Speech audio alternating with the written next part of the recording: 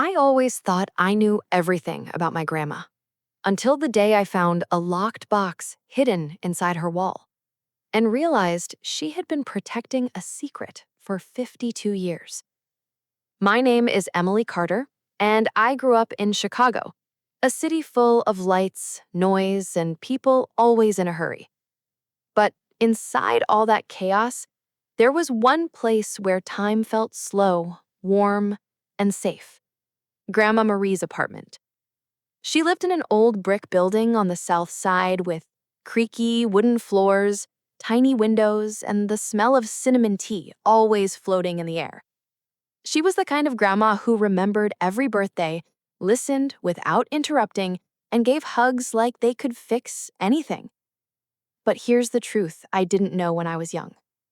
Grandma was hiding something she never wanted anyone to find. Not even me. And when her health started fading, her secret slowly rose to the surface, like a shadow she could no longer outrun.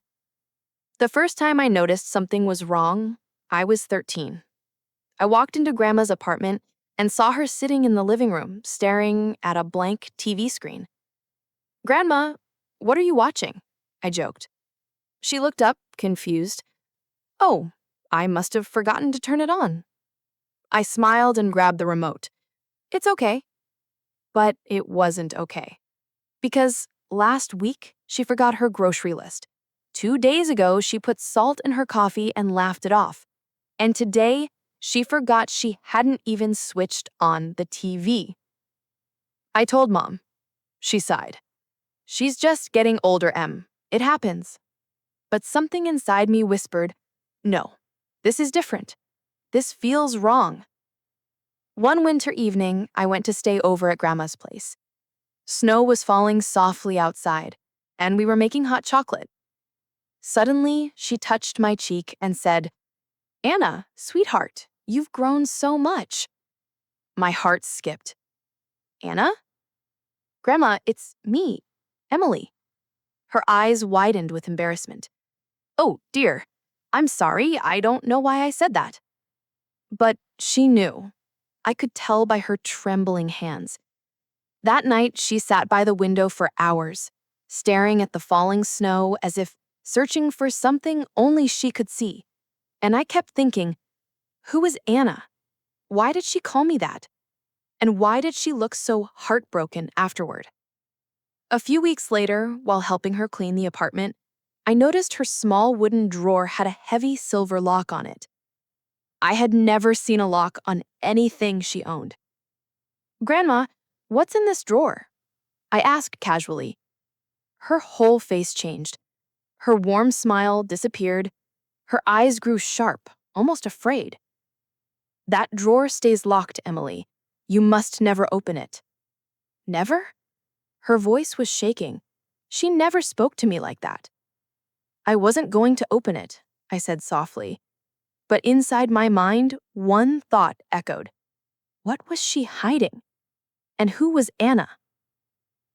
It happened on a rainy afternoon. Grandma was sitting on her sofa, wrapped in her blue knitted shawl. Her hands were shaking more than usual that day. "Emily," she whispered, "come here. I need to tell you something." My heart raced. Was this it? Her secret? She held my hand tightly.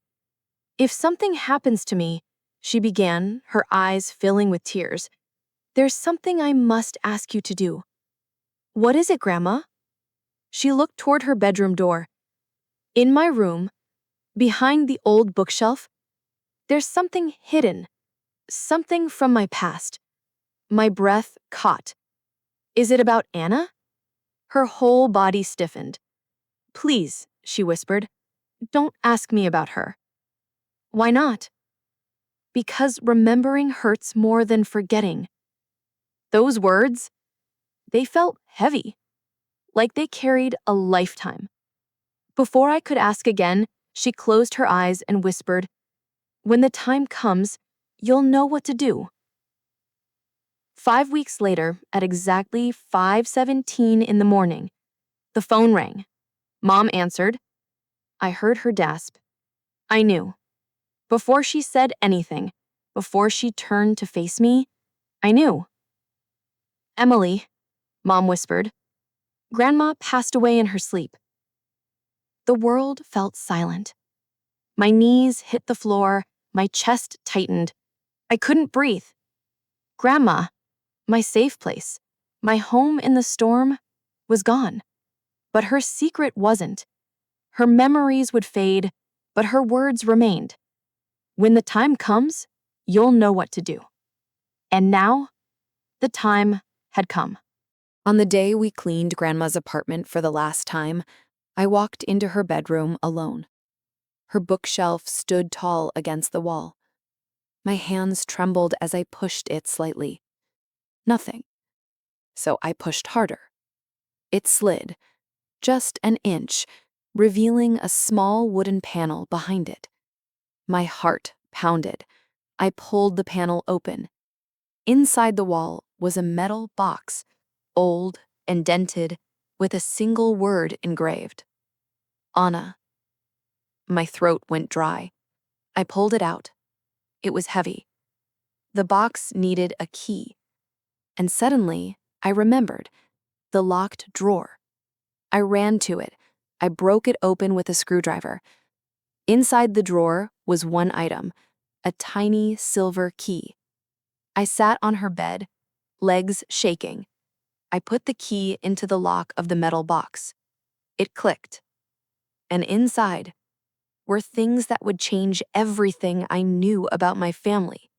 There was an old photograph, a birth certificate, a hospital wristband, a letter written in Grandma's handwriting, and a small pink baby sock. My heart squeezed. I picked up the photograph first. It showed a baby girl and Grandma holding her tightly, tears in her eyes. On the back, Anna Marie Carter, born 1970, my daughter. I froze. Daughter? Grandma had another child? Why didn't anyone know? Why had she hidden this? My hands shook as I opened the letter. My dearest Emily, if you are reading this, it means I am no longer there to hide my past. Before your mother was born, I had another baby girl. Her name was Anna. But life was cruel to me then. I was young, alone, and scared. The world judged single mothers. I had no money, no help, and no home. When Anna fell sick, I worked day and night to afford her treatment. But I failed her. She passed away when she was just 2 months old. I blamed myself for years. I thought I didn't deserve happiness until your mother was born. I kept Anna a secret because I couldn't bear the pain. But forgetting her broke me slowly over time. And when my memory started fading, she was the first face I saw again. I called you Anna because your eyes just looked just like hers. Forgive me for hiding this. Forgive me for being afraid to tell the truth. I wanted you to have a childhood free from the sadness I carried. But remember this. Love never disappears, Emily. Even the love we lose stays with us. With all my heart, Grandma. I cried for hours.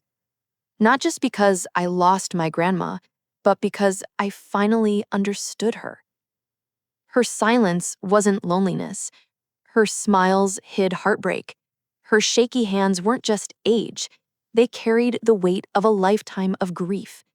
But even in that pain, she loved deeply. She gave everything she had. And now she trusted me with the one story she couldn't tell while she lived. I placed the baby sock on my chest, closed my eyes, and whispered, Anna, I promise I'll remember you. During Grandma's memorial, I stood in front of everyone. My voice trembled, but I spoke. Grandma taught me that family is not just the people we see, but also the people we carry in our hearts. She carried someone for 52 years, and now it's my turn. The room fell silent. Mom cried softly. Dad held her hand.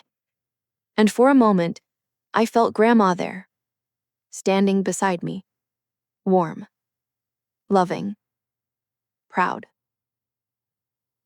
Weeks passed, then months. I turned the old metal box into a memory shelf. A picture of Grandma, a candle, a small frame for baby Anna's photograph. Every day, I lit the candle.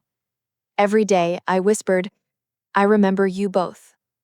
And somehow, instead of feeling broken, I felt whole. Because Grandma wasn't just my past, she became my purpose. She taught me, secrets don't make us weak. Love makes us strong, and remembering helps us heal. Even though she left the world with sadness in her heart, she also left hope.